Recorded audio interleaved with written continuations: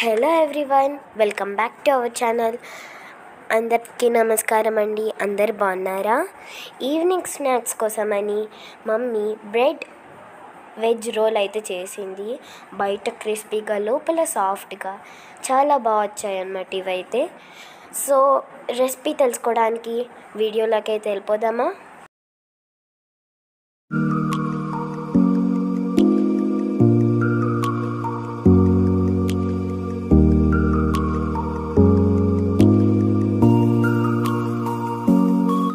ఈ రెసిపీ కోసం అయితే నేను బ్రెడ్ తీసుకుని దానికి ఉన్న ఎడ్జెస్ అయితే కట్ చేసి పెట్టుకున్నాను.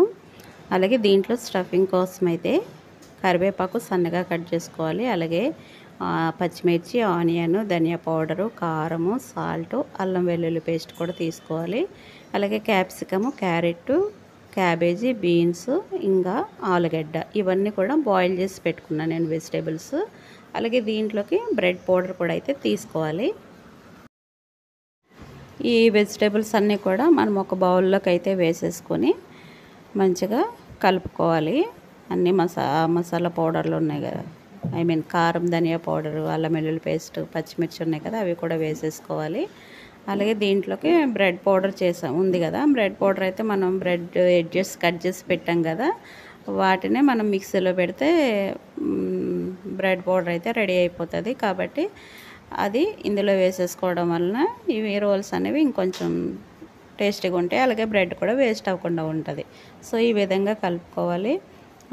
ఈ రెసిపీ అయితే అందరికీ తెలిసిన రెసిపీ అయ్యి ఉండొచ్చు.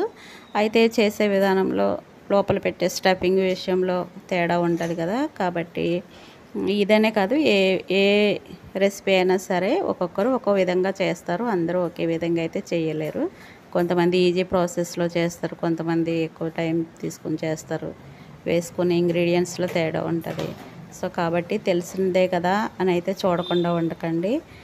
డెఫినెట్గా చూడండి, ట్రై చేయండి. ఇదిగో ఈ విధంగా వీడియోలు చూపించినట్టు మంచిగా కలిపి పక్కన పెట్టుకోవాలి.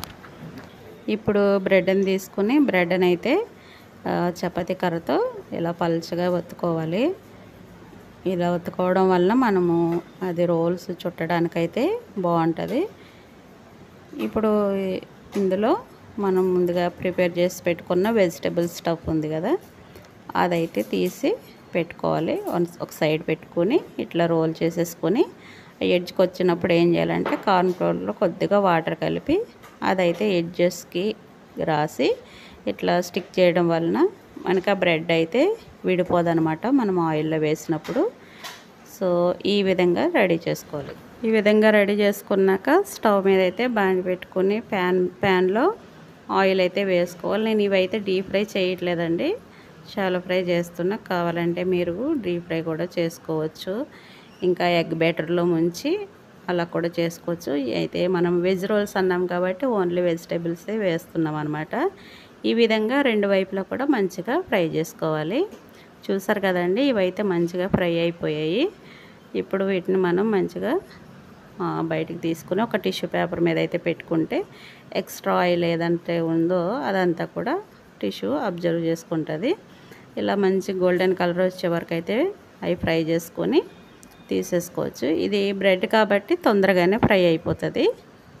సో మీడియం ఫ్లేమ్లో పెట్టుకుని మనం ఇవైతే ఫ్రై చేసుకుంటే సూపర్గా క్రంచీగా లోపలేమో సాఫ్ట్గా ఉండే వెజ్ బ్రెడ్ రోల్స్ అయితే మనకి రెడీ అయిపోతాయి. చూసారు కదా, ఈ విధంగా మిగిలిన రోల్స్ కూడా పెట్టుకొని మనం మంచిగా ఫ్రై చేసేసుకోవాలి. ఆయిల్ ఒకసారి వేసింది సరిపోయింది. చూసారా, ఇంకా మనం ఎక్స్ట్రాగా ఆయిల్ ఏమీ వేయనవసరం లేదు. చూడండి, మంచిగా మనకి వెజ్ బ్రెడ్ రోల్స్ అయితే రెడీ అయిపోయాయి కదా. ఈ వెజిటేబుల్స్ అన్నీ ఇలా చేసి పెట్టడం వలన పిల్లలైతే మంచిగా వెజిటేబుల్స్ అన్నీ కూడా ఈజీగా తినేస్తారు. కాబట్టి ఇలా చేసి పెడితే బాగుంటుంది. టమాటా కెచప్ తింటే ఇంకా బాగుంటుంది. ఇవైతే చాలా బాగా వచ్చాయి. ఈ వీడియో కనుక మీకు నచ్చినట్లయితే లైక్ చేయండి, షేర్ చేయండి, సబ్స్క్రైబ్ చేసుకోండి. మరొక వీడియోతో మళ్ళీ కలుసుకుందాం. Thanks for watching.